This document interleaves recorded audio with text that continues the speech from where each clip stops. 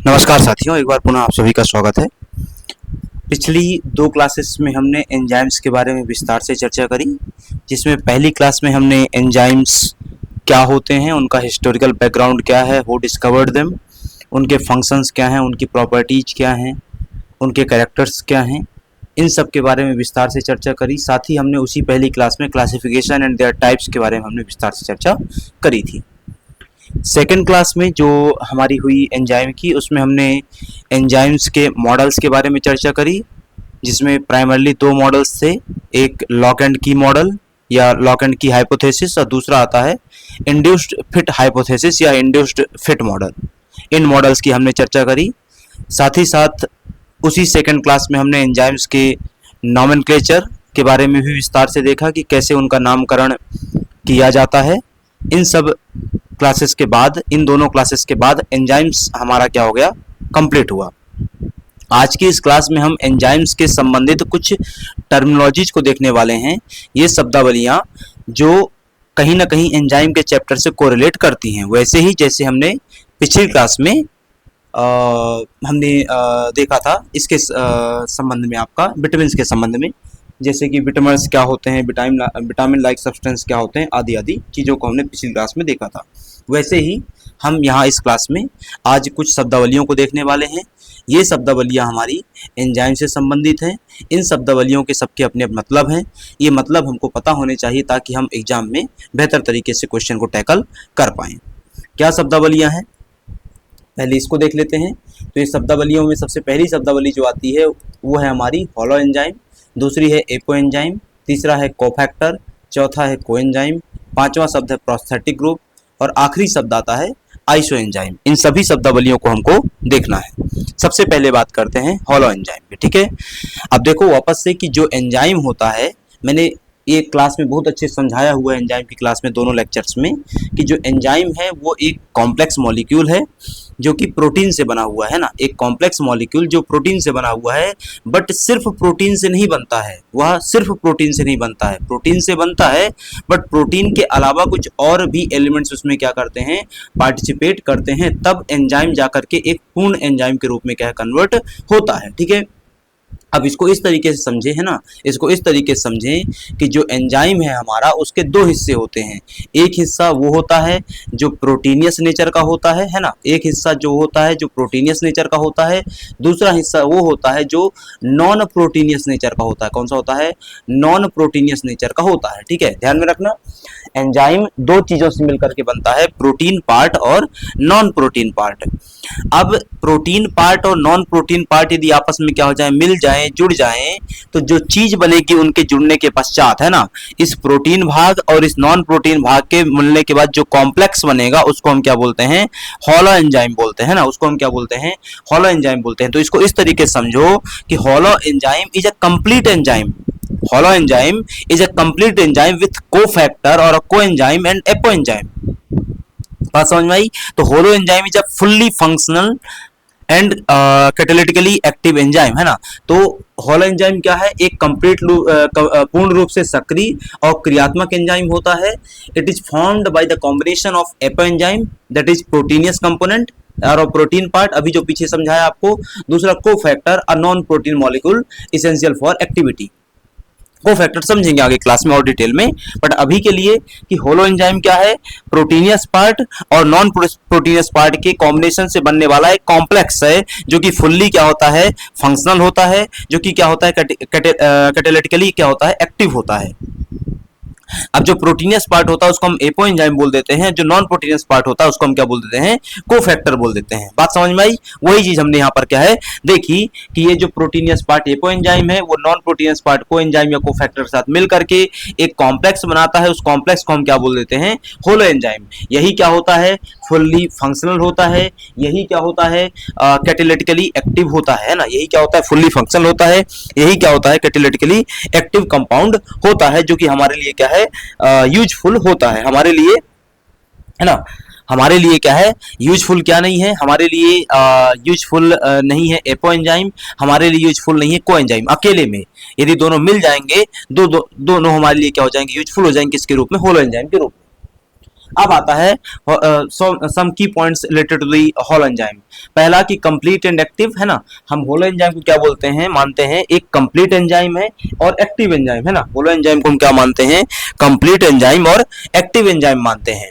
Hollow enzymes represents the active form of enzyme ready to perform their specific catalytic functions. ठीक है, कि यह एक ऐसा कंप्लीट एक्टिव एंजाइम होता है जो कि अपने यह एक ऐसा complete fully complete functionally active enzyme होता है जो कि उत्प्रेरक अभिक्रिया को क्या करता है, प्रक्रम को क्या करता है, संपन्न करता है। ठीक है, दूसरा यह एपो एंजाइम और कोफैक्टर के मिलने से बनता है। Holoenzyme is a formed when an inactive apoenzyme bind to required cofactor है ना। अब वापस से हमने कहा कि जो होलो एंजाइम है वो क्या होता है, एक्टिव होता है और वही क्या होता है, फुल्ली फंक्शन होता है। लेकिन जो एपो एंजाइम होता है वह इनएक्टिव पार्ट होता है, वह क्या होता है, इनएक्टिव होता है। वो एक्टिव कब होगा, जब उस एपो एंजाइम से आकर के कौन जुड़ेगा, कोफैक्टर जुड़ेगा। लेकिन एपो एंजाइम से जब कोफैक्टर जुड़ जाएगा तब वो एपो एंजाइम ना कहला करके क्या कहलाएगा, होलो एंजाइम कहलाएगा। तो एपो एंजाइम और होलो एंजाइम में एक मेजर अंतर क्या है कि एपो एंजाइम क्या है, एंजाइम का इनएक्टिव फॉर्म है, होलो एंजाइम क्या है, एंजाइम का एक्टिव फॉर्म है। कोफैक्टर किस प्रकार के, मेटल आयन हो सकते हैं, कोएंजाइम्स हो सकते हैं, है ना। इनके बारे में भी हम डिटेल में और पढ़ने वाले हैं। ठीक है, सबसे पहले एग्जांपल के तौर पे डीएनए पॉलीमरेज 3 हो गया, आरएनए पॉलीमरेज हो गया। DNA polymerase 3 involve in DNA replication via polymerization reaction है ना। दूसरा आता है RNA polymerase facilitate the transcriptions in the cells. तो अलग अलग प्रकार के फंक्शंस परफॉर्म कर सकते हैं। इंपॉर्टेंस क्या है कि holoenzymes are essential for the numerous metabolic and cellular process. इसको इस तरीके से समझ लो कि तुम्हारे शरीर में जो भी एंजाइम एक्टिवली काम कर रहा है वो सब होलो एंजाइम है। तुम्हारे शरीर में जितने भी हजारों प्रकार के एंजाइम काम कर रहे हैं वो सब के सब क्या हैं, होलो एंजाइम ही हैं। बात समझ में आई। Also known as holoenzymes are sometimes referred to as conjugate enzymes. Conjugate क्यों बोल रहे हैं, क्योंकि कॉन्जुगेशन से बन रहे हैं। किसके कॉन्जुगेशन से, एपो एंजाइम और कोफैक्टर के कॉन्जुगेशन से। संयुग्मित एंजाइम हम इनको क्यों बोलते हैं, क्योंकि ये संयुग्मन से बन रहे हैं। संयुग्मन किसका हुआ, कंजुगेशन किसका हुआ, एपो एंजाइम का और कोफैक्टर का। ठीक है, अब आता है एपो एंजाइम। तो इतनी देर से एपो एंजाइम समझ में आ ही गया होगा क्या है भाई एपो एंजाइम, कि एपो एंजाइम क्या है, एंजाइम का प्रोटीनियस पार्ट है लेकिन इनएक्टिव पार्ट है। यह प्रोटीनियस इनएक्टिव पार्ट एक्टिव कब होगा, जब इससे आकर के कोफैक्टर जुड़ेगा। लेकिन जब इससे कोफैक्टर जुड़ जाएगा तब यह एपो एंजाइम न कहला करके होलो एंजाइम कहलाता है। और उस स्थिति में यह एक्टिव हो जाता है और कैटालिटिक एक्शन शो करता है, उत्प्रेरक अभिक्रिया शो करता है। बात समझ में आई। तो एपो एंजाइम इतनी देर से हमने समझ ही लिया था, तो उसमें बहुत ज्यादा बचा नहीं है। वापस से वही कि भाई एपो एंजाइम जो कि प्रोटीनियस पार्ट है वह किससे जुड़ गया, हमारा नॉन प्रोटीनियस पार्ट कोफैक्टर से। यहाँ कोफैक्टर कई प्रकार के होते हैं, कोएंजाइम प्रकार का होता है, प्रोस्थेटिक ग्रुप प्रकार का होता है। यहाँ पे कौन सा है, कोएंजाइम प्रकार का है, अभी समझेंगे इसको डिटेल में, है ना। उससे क्या बना, हमारा होलो एंजाइम बन गया, एक कंप्लीट एंजाइम जो कि क्या रहेगा, बायोलॉजिकली एक्टिव रहेगा, फंक्शनली एक्टिव रहेगा, है ना। वो क्या करेगा, कैटालिटिक एक्शन शो करेगा। उसमें आकर के क्या हो जाएगा, सबस्ट्रेट बाइंड हो जाएगा। सबस्ट्रेट क्या होता है ये मैंने पिछली क्लास में समझाया हुआ, एंजाइम की क्लास में, कि substrate is a reactant which participates in the reaction. और एंजाइम उसी पे क्या करता है, उसी पे रिएक्ट करता है, उससे क्या बनाता है, प्रोडक्ट बनाता है। ठीक है, तो एपो एंजाइम की ये कहानी थी। तो हमने क्या क्या इसकी विशेष बातें आई कि ये प्रोटीन नेचर का होता है, समझ लिया। ये इनएक्टिव होता है, समझ लिया। यदि अलोन रहेगा तो इनएक्टिव है, यदि इससे आकर के क्या जुड़ जाएगा, यदि इससे आकर के हमारा कोफैक्टर जुड़ जाएगा देन ये एक्टिव नहीं, वो नहीं, इनएक्टिव नहीं है। तो जब तक ये अलोन है तब तक इनएक्टिव है। यदि कोफैक्टर आकर के जुड़ गया तो ये फिर क्या हो जाता है, एक्टिव फॉर्म में कन्वर्ट हो जाता है।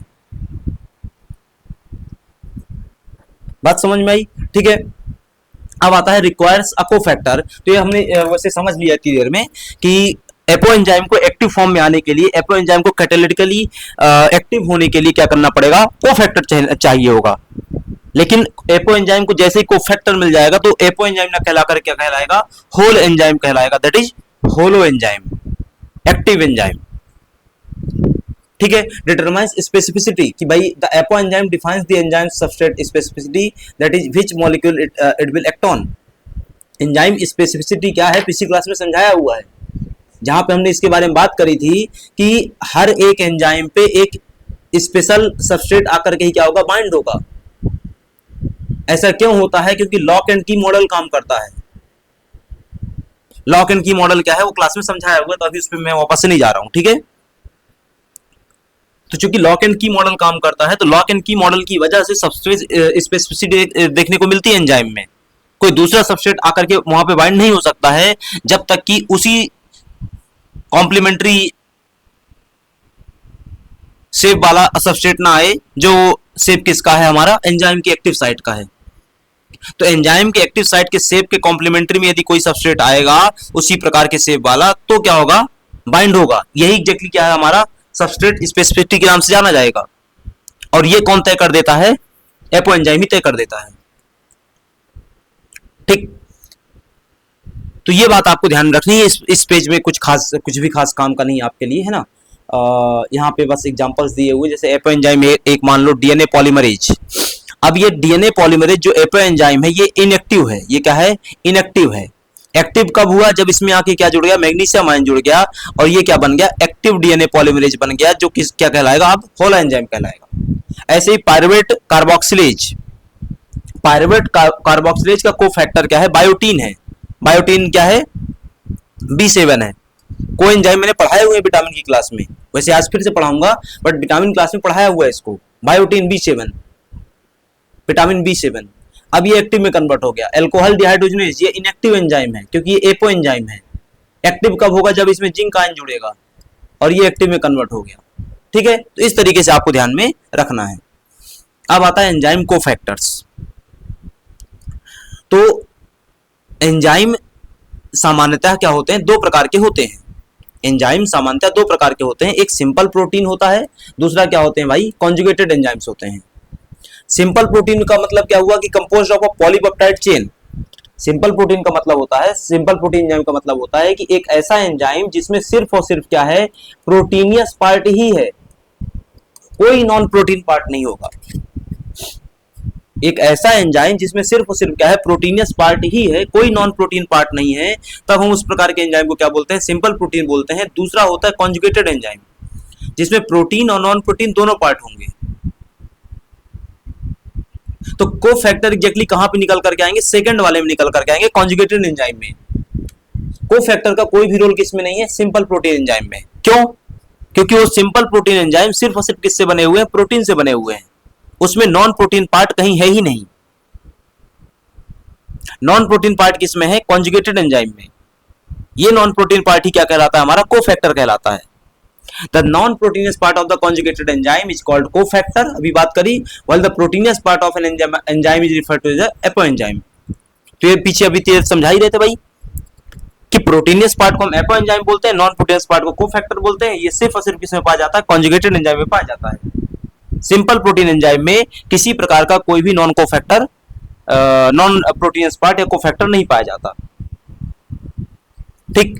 तो कोफैक्टर समझ में आया मेरे ख्याल से अभी कि ये नॉन प्रोटीनियस केमिकल कंपाउंड होता है या मेटेलिक आयन हो सकता है, which is required for an enzymes biological activity.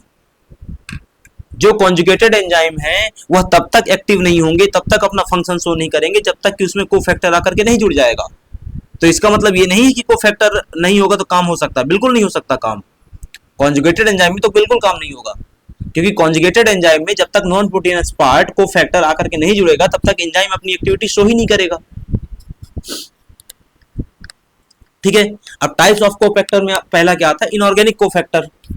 Inorganic cofactor में क्या होते हैं? मेटल आयन होते हैं। क्या होते हैं? Metal ion. जैसे यहाँ पे तुमने देखी है अभी, है ना, यहाँ पे क्या हो गया भाई? मैग्नीशियम आयन हो गया, यहाँ पे क्या हो गया? जिंक आयन हो गया, इस प्रकार से।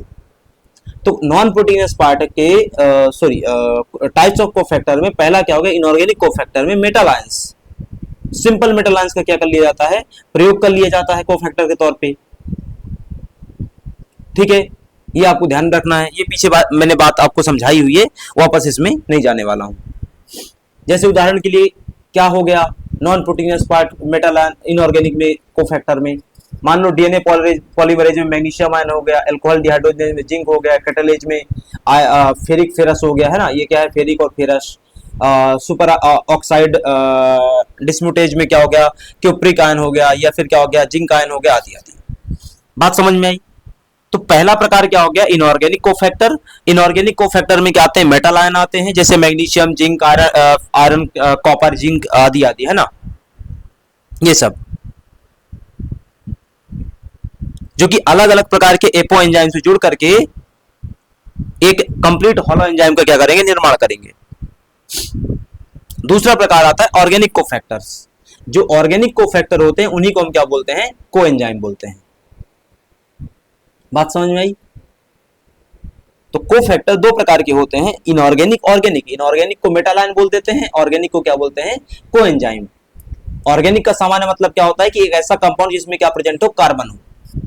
ऑर्गेनिक का सामान्य सा मतलब क्या होता है, एक ऐसा कंपाउंड जिसमें क्या प्रेजेंट हो, कार्बन प्रेजेंट हो। ये बात मैंने विटामिन की क्लास में समझाई हुई थी जब वहां पे कोएंजाइम पढ़ाया था। यहां पे लिखा भी है कि often derived from the vitamins, कि जो कोएंजाइम होते हैं वो सामान्यतः कहां से डेराइव होते हैं, हमारे विटामिन से ही डेराइव होते हैं। जैसे उदाहरण के लिए यहां पे आपने देखा ये बायोटीन। बायोटीन क्या है, विटामिन B7 है, विटामिन B7 है। अब ये एग्जैक्टली विटामिन B7 है, ऑर्गेनिक कंपाउंड है, कोफैक्टर के तौर पे काम कर रहा है, इसलिए इस कोफैक्टर को अब हम क्या बोलेंगे, कोएंजाइम बोलेंगे।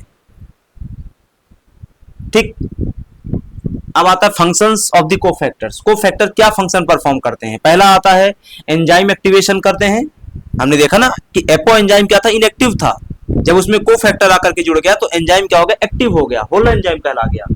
तो ये तो पहला क्या करते हैं, एंजाइम को सक्रिय करने का काम। दूसरा स्ट्रक्चरल सपोर्ट प्रोवाइड करते हैं, इलेक्ट्रॉन ट्रांसफर में हेल्प करते हैं, ग्रुप ट्रांसफर में हेल्प करते हैं, है ना, रेडॉक्स रिएक्शन परफॉर्म करवाते हैं, ट्रांजिशन स्टेट में एंजाइम को स्टेबल करके रखते हैं। इसके अलावा क्या करते हैं, एक्टिव साइट का निर्माण करते हैं। कई सारे इनके फंक्शंस हो सकते हैं, बहुत ज्यादा इन फंक्शंस को डीप में समझने की आवश्यकता नहीं है। मेन काम क्या है, एंजाइम का एक्टिवेशन। अब आता है कोएंजाइम। वैसे मेरे ख्याल से अभी समझ में आ गया होगा इतनी देर में कि कोएंजाइम क्या है। तो कोएंजाइम भी क्या है, कोफैक्टर ही है, बस कोफैक्टर किस प्रकार का, ऑर्गेनिक फॉर्म का। कहां से डिराइव होगा, विटामिन से, वही लिखा हुआ है। ये coenzyme is an organic molecule, है ना, क्या है, ऑर्गेनिक मॉलिक्यूल है that helps enzyme catalyze reactions. Coenzymes are often derived from the vitamins. तो ऑर्गेनिक मॉलिक्यूल है जो विटामिन से क्या होते हैं, डिराइव होते हैं, है ना, and sometimes are called as cofactors. सामान्यतः इनको कोफैक्टर ही कहा जाता है, पर हम मेन कैटेगरी के हिसाब से जाएंगे तो कोएंजाइम कहेंगे। क्या कहेंगे, कोएंजाइम, सह एंजाइम।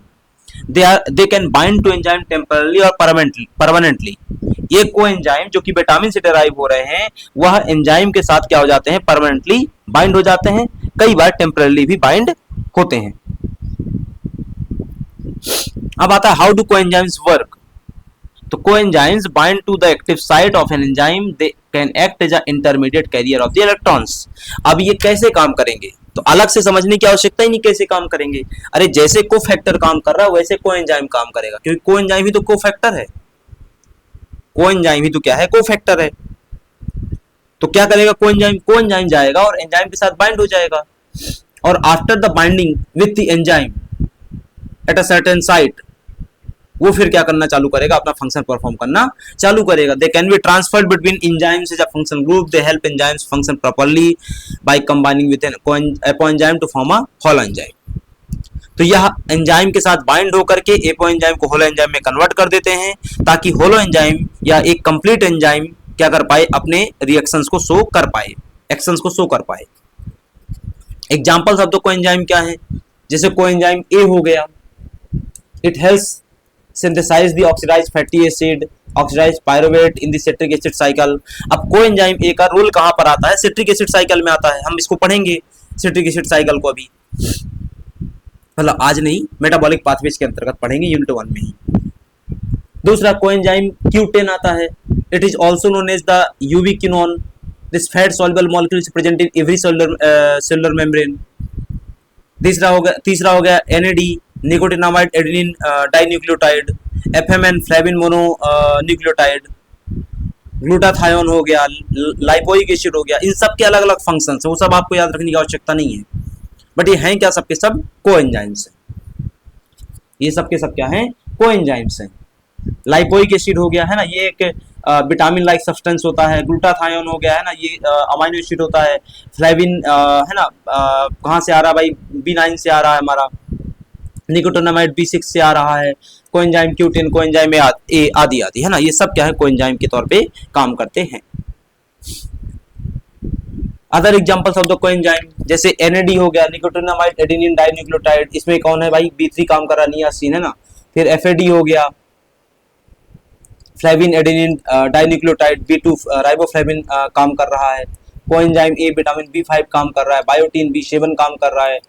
तो अगेन की बहुत सारे विटामिन से बहुत सारे प्रकार के कोएंजाइम डिराइव होते हैं। अलग अलग विटामिन अलग अलग प्रकार के कोएंजाइम्स के डेरिवेशन के लिए उत्तरदायी होते हैं।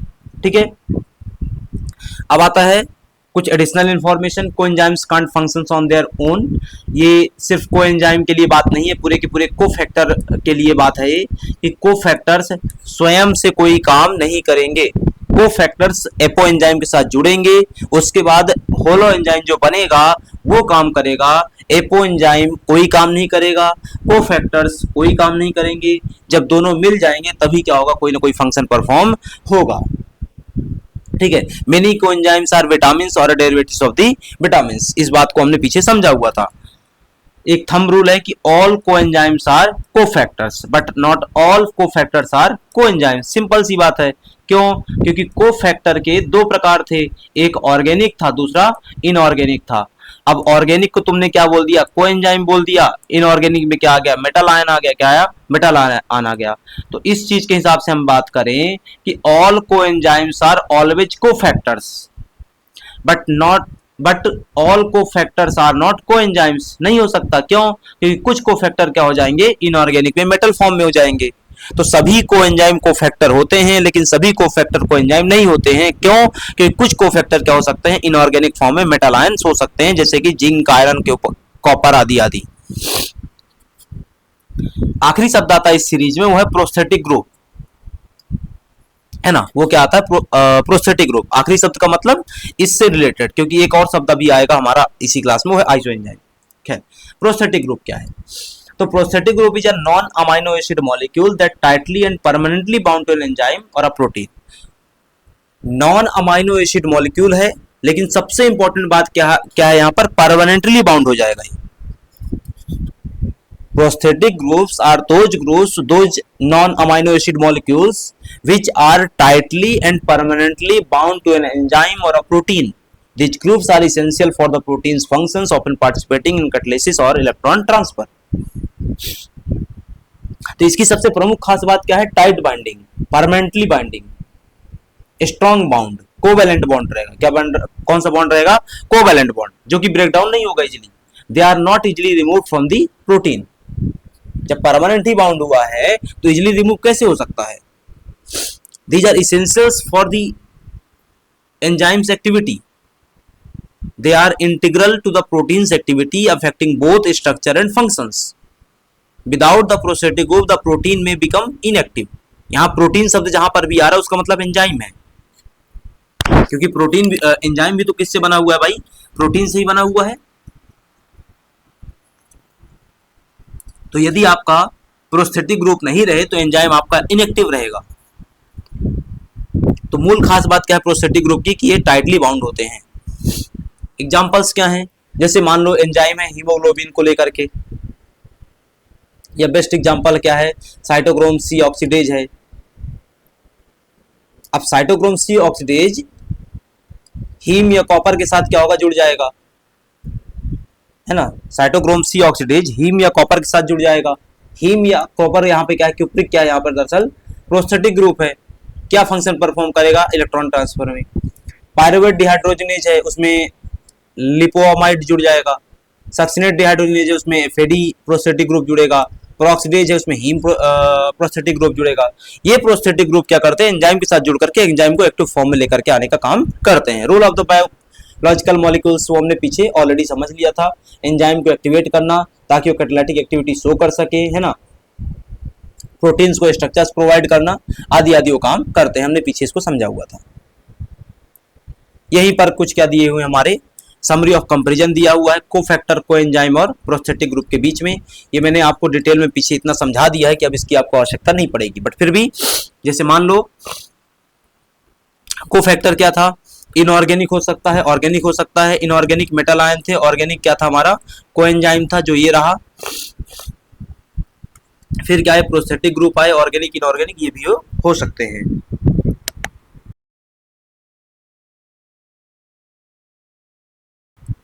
ये आपको ध्यान में रखना है। फिर आया बाइंडिंग को, तो बाइंडिंग कैन वेरीज है ना, ये लूजली बाउंड होते हैं, लेकिन प्रोस्थेटिक ग्रुप क्या होते हैं टाइटली बाउंड होते हैं। डिराइव्ड फॉर्म कहाँ से होते हैं, तो जैसे को फैक्टर है ये मिनरल से आ सकते हैं, विटामिन से आ सकते हैं। मिनरल से आएंगे मेटल आयन हो गया, विटामिन से आ गए कोएंजाइम बन गया, ये कोएंजाइम बन गया एग्जैक्टली आपका। जो प्रोस्थेटिक ग्रुप है ये विटामिन डिराइव्ड भी हो सकते हैं और विटामिन डिराइव्ड नहीं भी हो सकते हैं। इन सब की एक ही क्या है रोल है, इनकी रोल क्या है एंजाइम को एक्टिवेट करना। रोल क्या है इनका सबका, एंजाइम को एक्टिव फॉर्म में लेकर के आना। ठीक है, तो ये एग्जैक्टली टेबल में इंटरकनेक्शन ही दिया हुआ है, तो इस इंटरकनेक्शन को चीज को हम यहाँ पे क्या कर सकते हैं स्किप कर सकते हैं। अब पीछे इतना जो कुछ पढ़ा आपने उसको मैं एक समराइज करूं तो एक होल एंजाइम है आपका, यही क्या है हमारा होलो एंजाइम है।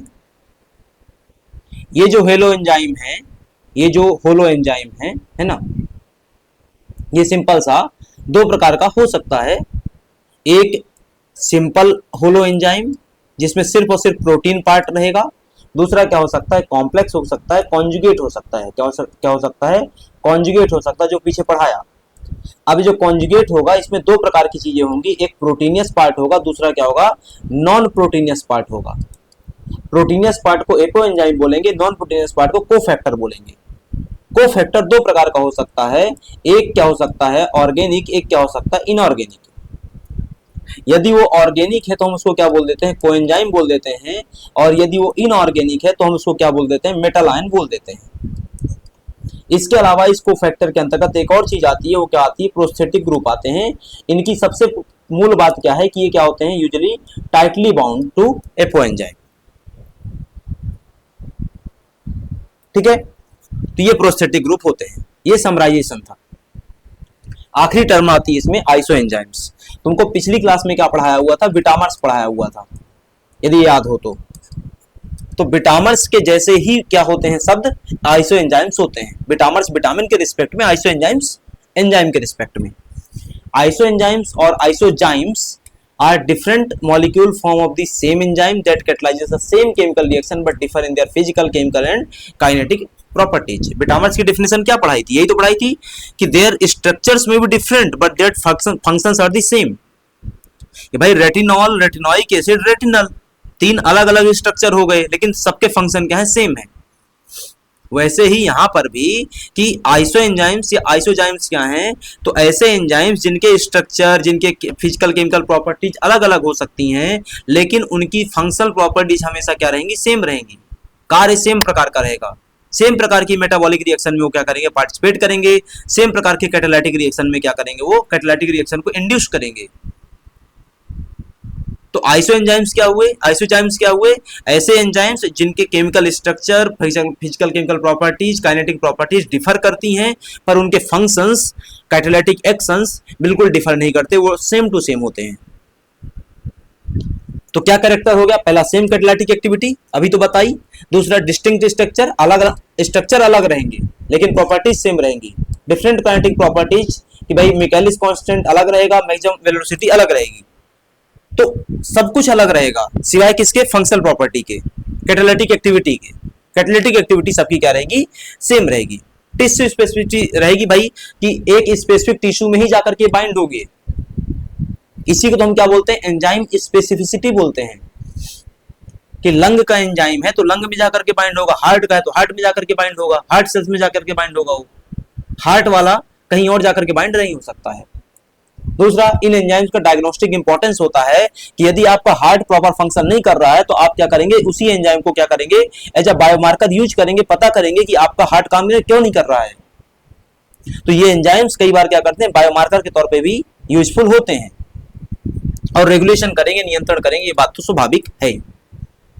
एग्जाम्पल्स क्या है आखिरी में इसके, जैसे मान लो एक एंजाइम है लैक्टेज डिहाइड्रोजिनेज। अब इसके आइसो एंजाइम क्या होते हैं 5, LDH 1 2 3 4 5। अब LDH1 कहां काम करता है हार्ट में, अब LDH2 कहाँ काम करता है? आरबीसी में, LDH3 लंग्स में, LDH4 किडनी और प्लेसेंटा में, LDH5 लीवर में। अब LDH5 क्या हार्ट में काम करेगा? नहीं करेगा, बिल्कुल नहीं कर सकता। और क्या 2-4 के लिए काम कर देगा? नहीं कर सकता। लेकिन इन सबका काम का तरीका क्या है? सेम है। क्या है? ये क्या करवाएंगे? डिहाइड्रोजनेज एंजाइम है, तो सब के सब क्या करवा रहे होंगे? वहां पर कहीं पर हाइड्रोलाइसिस करवा रहे होंगे। क्या करवा रहे होंगे? हाइड्रोलाइसिस करवा रहे होंगे। काम का तरीका सबका क्या है? सेम है, लेकिन काम की लोकेशन अलग अलग है, इनके स्ट्रक्चर अलग अलग हैं, लेकिन कैटालाइटिक एक्टिविटी सबकी क्या है? सेम है। ऐसे ही क्रिएटिनिन काइनेज होता है। अब क्रिएटिनिन काइनेज स्केलेटल मसल्स में भी होता है, कार्डियक में भी होता है, ब्रेन टिश्यू में भी होता है। एल्कलाइन फॉस्फेटेज के कई सारे होते हैं, liver, bone, placenta, intestinal. Amylase isoenzyme के सलाइवरी और पैनक्रियाटिक एमाइलेज होते हैं, आदि आदि। तो ये एग्जैक्टली क्या है? आइसो एंजाइम्स है, जस्ट लाइक विटामिन्स। ठीक है, और ये हमारा पूरा का पूरा क्या था? आज का क्लास था, जिसमें हमने कुछ शब्दावलियों को समझने का प्रयास किया। अगली क्लास में हम फिर कुछ नई शब्दावलियों के साथ मिलेंगे। तब तक के लिए आप सभी का धन्यवाद। मिलते हैं अगली क्लास में।